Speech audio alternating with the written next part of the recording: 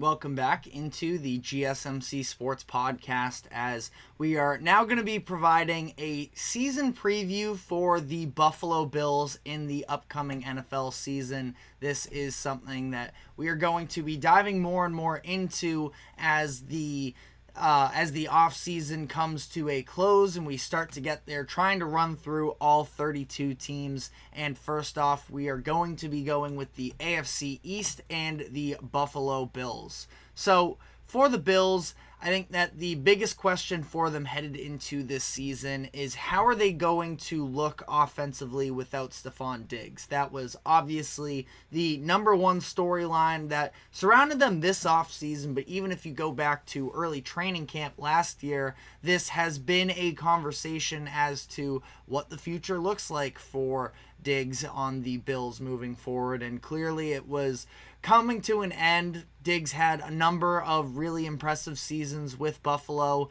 and I do believe that he made Josh Allen a significantly better quarterback because Allen was raw in a lot of different ways during his first couple seasons, and Diggs was the solidified number one wide receiver that was able to help him tap into his immense skills. Now, what does the offense look like without Diggs?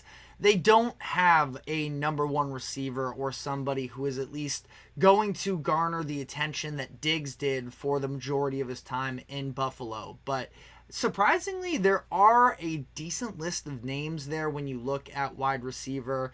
Khalil Shakir, who was a standout guy for them down the stretch of the season last year. Keon Coleman was their draft selection at the end of the first round this year. And then you have a number of veterans: Curtis Samuel, Marquez Valdez-Scantling, Chase Claypool, a couple other interesting pieces such as Mac Hollins and Andy Isabella. Now, I know if you are sitting there and saying, well, none of those names are all that good, I agree. It's at least, kind of a surprising collection of options for them at least. Now, again, it's still going to be a group that has to establish themselves and prove themselves that they can be good enough for Josh Allen, but along with them, too, you have a really good tight end room, in my opinion, between Dalton Kincaid, their first-round selection last year, and Dawson Knox, who is one of the more underrated tight ends in the league.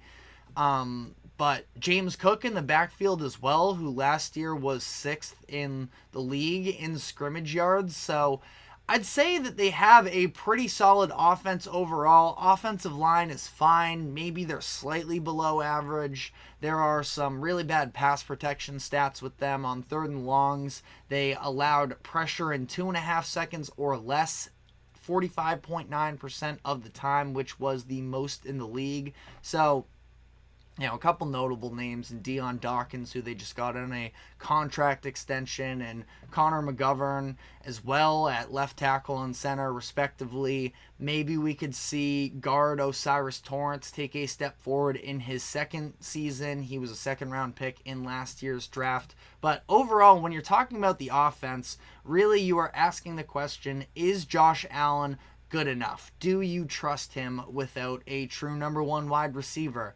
And I would argue yes. Now, eye test for me last year, I thought that Allen played better down the second half of the season when Diggs was less involved. But as you can see for our video viewers on screen, that wouldn't necessarily be the case. So Stefon Diggs had his last 100-yard game as a Buffalo Bill in Week 6. And when you look at the season splits for Josh Allen from when Diggs was consistently producing for them in weeks 1 through 6 versus the latter half of the season, Josh Allen's numbers dissipated a good amount.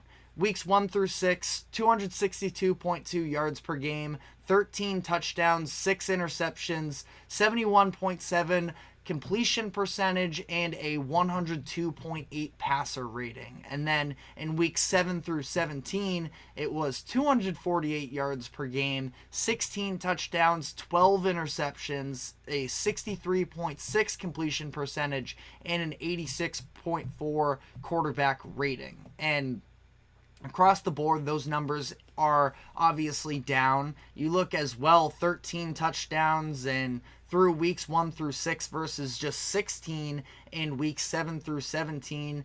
The touchdowns per game average went down there as well, 2.2 per game in 1 through 6, and then 1.5 per game afterwards. But despite the stats, I do think he's capable of being a quarterback that puts together methodical drives. And that was one of my bigger knocks with not just Josh Allen, but the Bills in their entirety for a couple years now. You look back to the divisional round in the 2022 season versus the Cincinnati Bengals, where Allen had 264 yards, but the Bills scored just 10 points against the Bengals and only had 19 first downs. It was a lot of hit or miss plays.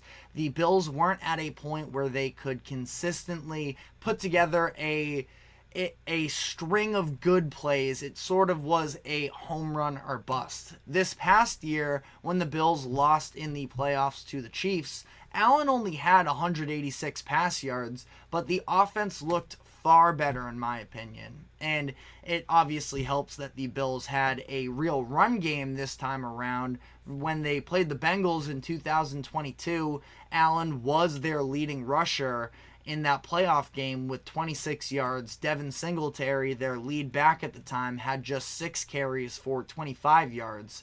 But in this Chiefs game, they didn't turn the ball over. They actually outgained the Chiefs in both yards, and they had more first downs than the Chiefs as well. And across the board, like I said, a lot of these stats would tell you that the Bills played better than the Chiefs offensively.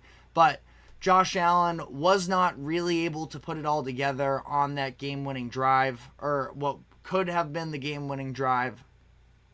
He drove them the length of the field. They started on their own 20, put them on the Kansas City 26-yard line with a chance to tie it with under 2 minutes left in that game to send it to overtime. But Tyler Bass, of course, does end up missing that field goal, and, the game ends there because of that. But Allen did miss a couple throws at the end of the game that cost them extra yardage, potentially even a touchdown. And it was kind of the second time, too, because we saw that a little bit earlier in the season as well during that primetime game where they played the Eagles and they came up short in overtime. So Josh Allen does have some proving to do still, but I absolutely believe in the talent, and I think that he is more than capable of continuing to be great post Stefon Diggs.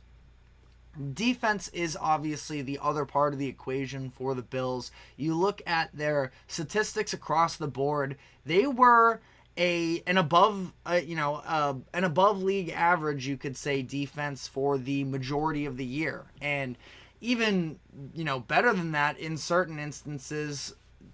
They were 9th in total defense, 7th in pass defense, 4th in scoring defense, a little bit more middle of the pack in rush defense at 15th. And you look at, they were, again, in that top 50% of the NFL in every category other than red zone or third downs, where they were on the bottom. And that's obviously areas that they are going to need to improve. Now, they also lost a number of big names on their defense: Tre'Davious White, Jordan Poyer, Micah Hyde, but they do still have a lot of talent there as well. They still have Matt Milano, who's probably a top 5 linebacker in the league, who missed most of last year with a fractured tibia. They have one of the best cornerback duos in the NFL between Taron Johnson and Rasul Douglas. Johnson selected to the All-Pro second team last year.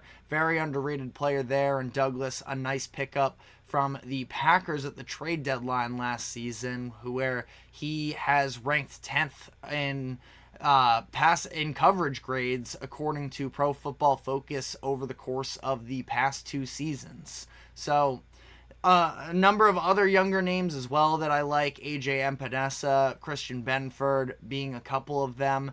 But that being said, there is a lot of unproven with this Bills defense that does have some cause for concern when you lose out on a couple of your veterans and your leaders. But looking at their schedule as a whole here, they have 5 primetime games, including 3 straight from weeks, I believe it is 2 through 4, where they are playing against the Dolphins on Thursday Night Football, the Jaguars on Monday Night Football, and then the Ravens on Sunday Night Football, all consecutively. Some key games for them outside of their own division, like I mentioned, just week 4 against the Ravens, week 5 against the Texans, week 11 against the Chiefs, week 13 against the 49ers, and week 15 against the Rams. When you look at the overall situation for them here, they have the 10th hardest schedule according to it is Sharp Football Analysis, which as we move forward here as a whole with these types of previews, I like the way that they do it the best because they base it off of expected wins for this upcoming season, as opposed to a lot of strength of schedule projections, which go based off of a team's win percentage the year prior. So again, Bills at the 10th hardest schedule as things currently stand. And that being said, I have a lot of faith in the infrastructure that they have. This is going to be, I would argue, a pretty key season for Sean McDermott, where he's had a lot of success early on with the Buffalo Bills, even going back to the season that they took them to the playoffs with Tyrod Taylor at quarterback.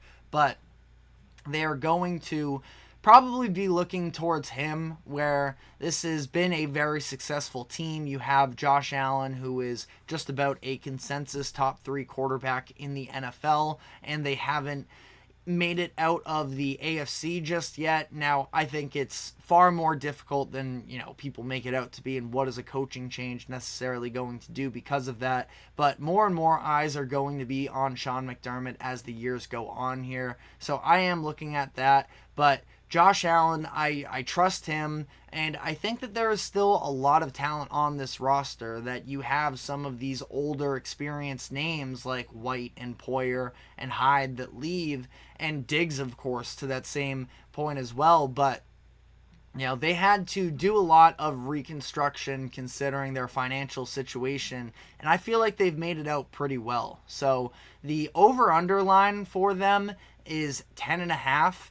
I ran through, game by game and just sort of tallied wins and losses, and I came out to 11 wins. So I think that line is probably very accurate at 10.5. It's going to come close to that, and I'm going to lean over for it because, again, I just trust Josh Allen. I think that I understand the concerns with his turnovers at times as well, but I think that you can get a lot worse than somebody who has the payoff that Josh Allen does and takes risks at times almost because it's necessary in some circumstances, and the arm talent is just elite enough that I think you can, and again, through the ground too, which I haven't even mentioned his running game. I thought he did a really good job of scrambling, other than the fact that he did fumble, but going back to that Chiefs playoff game.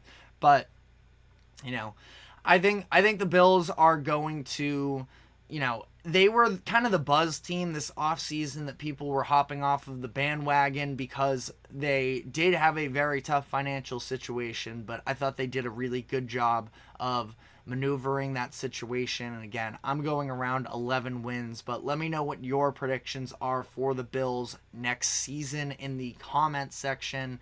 But we are going to continue doing these from here on out, one a day moving forward. So we'll be sticking with the AFC East tomorrow, probably talking about, Dolphins, Jets, whichever one pops up next on ESPN.com. But we're going to be taking our next break here, and when we come back on the other side, I want to dive into the overall NFL season. We do have some content with the Buffalo Bills as well, but I have a list of potential breakout players for in the NFL next season. Some of these younger guys who could take a big step into national prominence. So we are going to be diving into that. But first, a quick break. Don't go anywhere, and we will be right back.